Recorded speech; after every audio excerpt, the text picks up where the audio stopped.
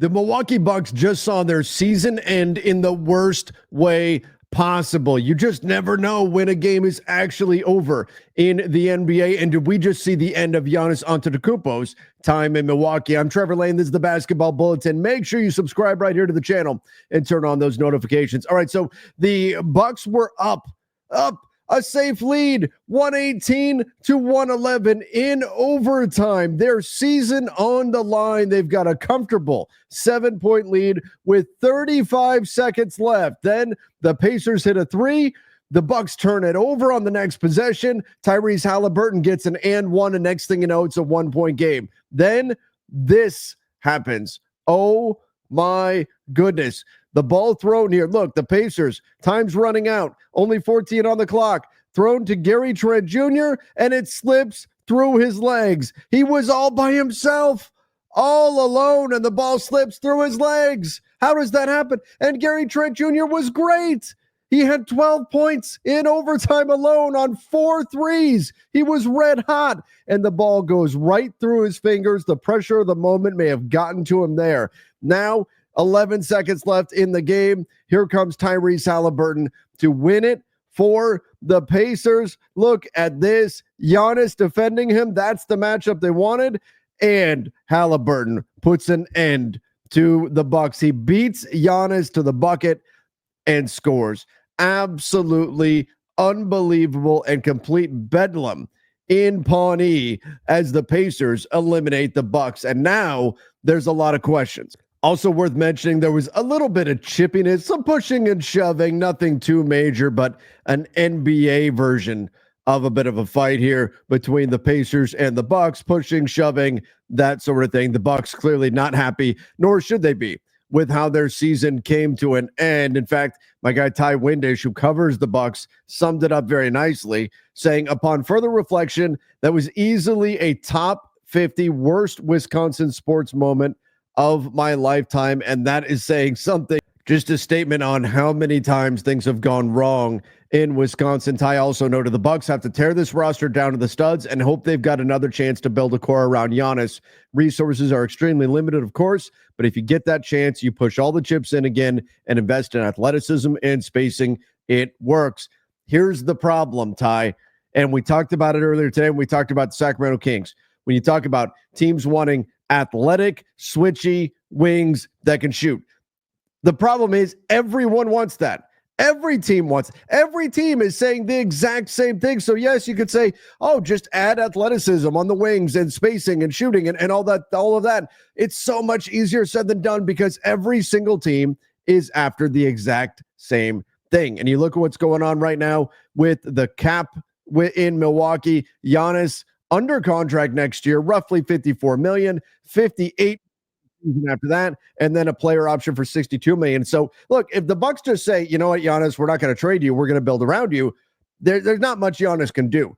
However, it wouldn't shock me at all if Giannis went to the Bucks and he said, I'm out. If he said, trade me, because Giannis has talked consistently about how important winning another championship is. And if he looks around at this Bucks roster with Damian Lillard with a torn Achilles, will he even play at all next season? Probably not. And then you've got an aging Brook Lopez on his way out the door. What's left? Bobby Portis, AJ Green.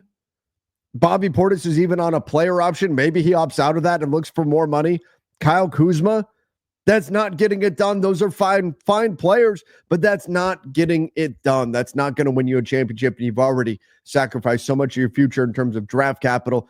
I don't see it. I don't see a path. I don't see a path for the Bucks to add meaningful players to this team to give Giannis Antetokounmpo a chance to win a championship right now. So Giannis is going to have to decide.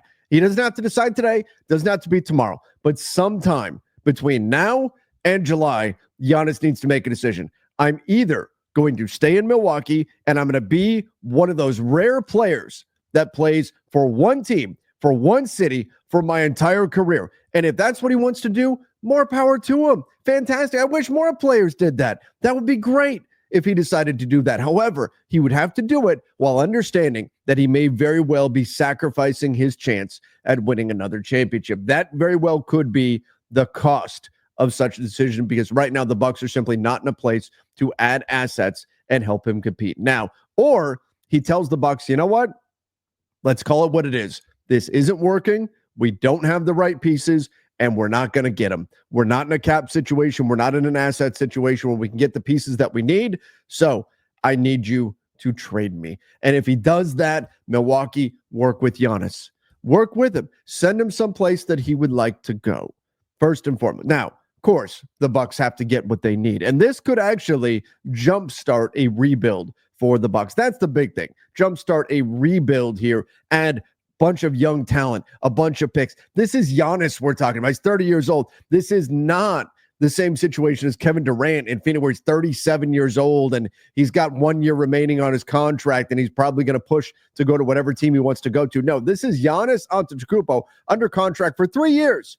Well, one's a player option, but still 2 years at least. This is a former MVP. This is an NBA champion. Now, I know, again, Kevin Durant as well, but he's older. This is Giannis still in his prime. The Bucks would be able to get a home, maybe to a degree that we've never seen, certainly more than what the Dallas Mavericks got for Luka Doncic. If the Bucks decide and Giannis decides it's time, there's not a path forward with this group, and I think that is likely, then I think Milwaukee's going to get a haul. Why? Because 29 teams will pick up that phone and they're going to make that call. They're going to find out, what is it going to cost to get Giannis? Does every team have enough to get him? No, of course not. But a number of teams will certainly be making the call and do what they can. And we know, chief among them, we've heard the Brooklyn Nets, they want Giannis. He is very much their plan. They want to get in on the Giannis sweepstakes. They've got some young players. They've got some draft picks.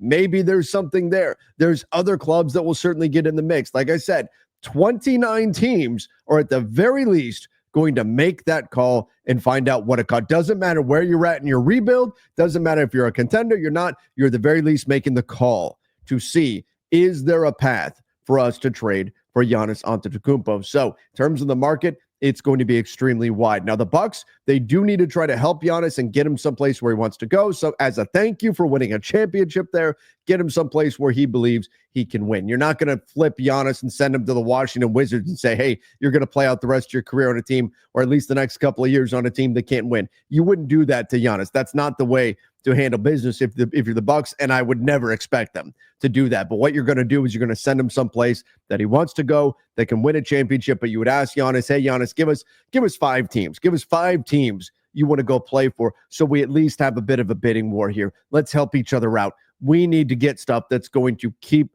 this team strong, that's going to give us a brighter future if we are going to part ways with you. That said, this conversation in Milwaukee, it's probably going to be had sooner rather than later, but certainly not today. Today in Milwaukee, tough day.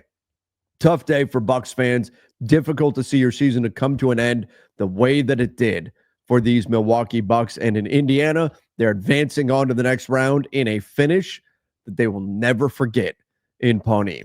Everybody give me your thoughts in the comment section. What do you think about the finish to that game? Gary Trent Jr., the ball going through his hands, the turnovers, everything else that happened there, the complete meltdown by Doc Rivers' Bucks. I mean, Doc Rivers, we know he's done this. He's had playoff meltdowns before, 3-1 series lead and all of that.